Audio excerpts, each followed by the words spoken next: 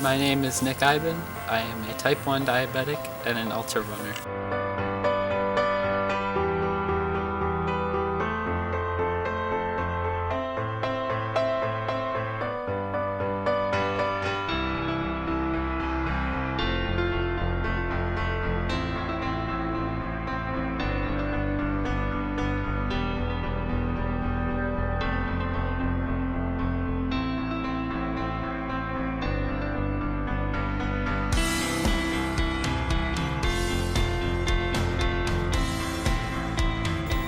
Diabetes is where your immune system attacks your pancreas, which produces insulin. And insulin is a hormone that helps you regulate your blood sugar levels.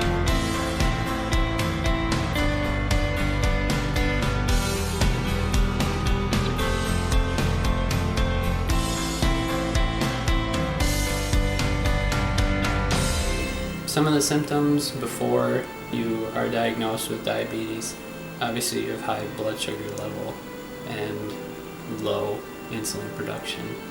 But more specifically is excessive thirst coupled with excessive urination, pretty drastic weight loss, and if it's really extreme like mine was, when I found out, your vision will be very blurred.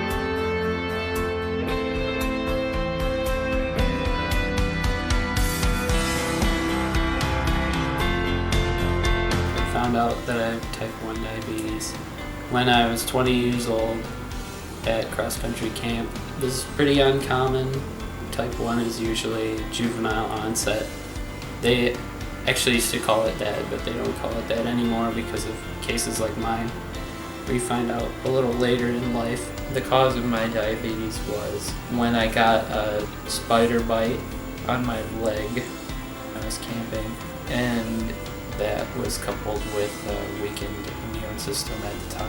I didn't get to turn into Spider-Man, but I have a disease.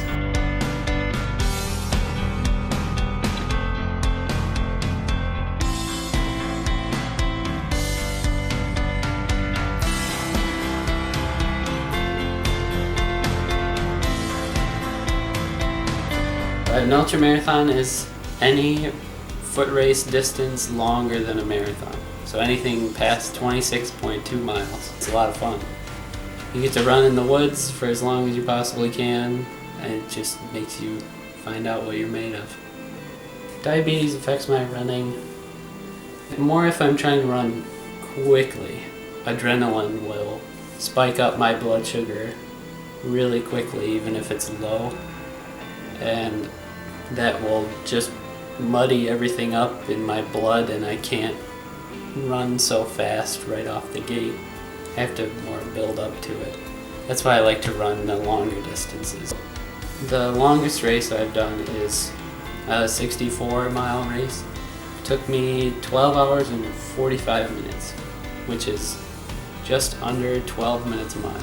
When I do that, I have to check blood sugar levels every lap. Every lap is about 17 miles.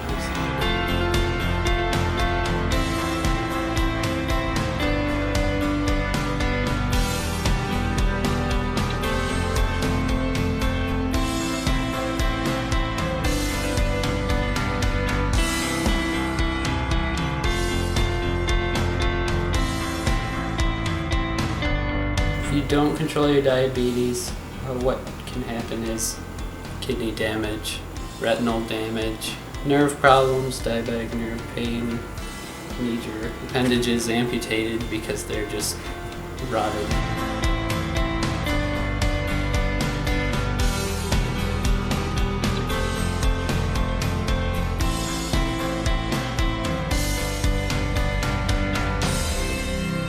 Time when my diabetes got out of control, I was running a lot at altitude in Colorado, and I didn't really know what was going on. I felt like I had pretty stable blood sugar levels at the time, but I had to go to the hospital and they had to induce a coma for 6 days.